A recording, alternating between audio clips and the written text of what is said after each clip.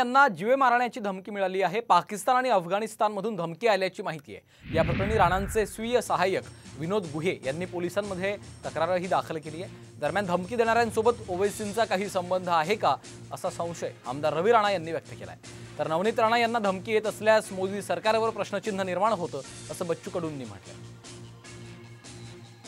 दुसऱ्या देशाचं नाव घेऊन दम देणं आणि नवनीत राणांच्या पूर्ण प्रोग्रामची आम्ही रेकी करत आहे, माहिती घेत आहे आणि त्या रेकीच्या माध्यमातून त्यांच्यावर आमचं पूर्ण लक्ष आहे।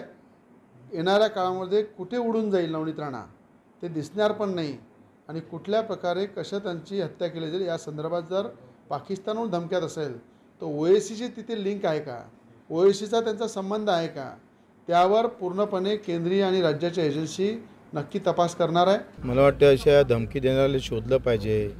पाकिस्तानात जाऊन खरं तर आता मोदीजी सक्षम पंतप्रधान आहे, त्यांना ओढून आणा पाकिस्तानातून, अफगाणिस्तानातून।